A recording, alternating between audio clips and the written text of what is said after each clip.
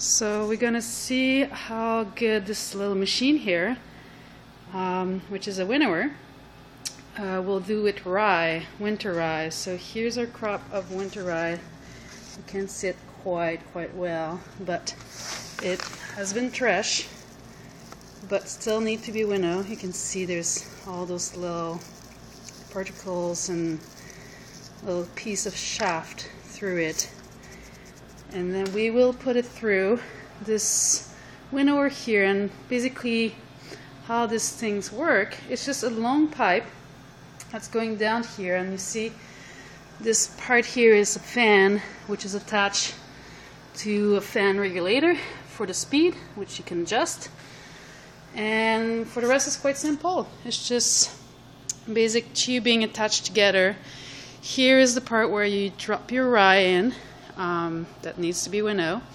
And here's the part here where all those particles and shaft that you don't want at the end will end up, hopefully. And the way it works is the fan being attached at the bottom here. It will blow the wind all through up the pipe and come across against, the rye. So whatever is lighter than the rye itself should be blown up and out here, and the rye will keep going down and end up in our container here. So obviously I've already tested and adjusted the speed so that we can have a pretty clean rye. And you can see that we actually still have some heads left in here, and those heads are basically the ones that are not quite empty yet, so it hasn't been threshed enough. So let's see how it works. So we'll just get a handful of rye here and pour it down. And you can see it blows a little bit out this top here, so I should actually be wearing a mask right now. And then it ended up here. So that's a pretty simple system, can be built at home.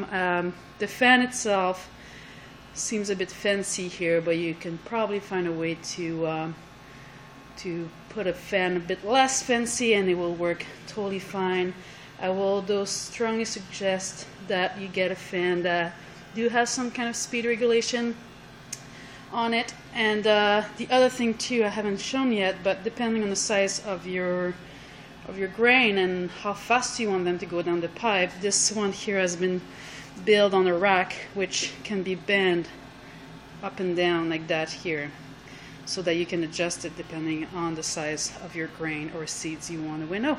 And that's it. That is a winnower that got built at UBC, the University of British Columbia, and is now housed at the UBC Farm, which I have the pleasure to be using now.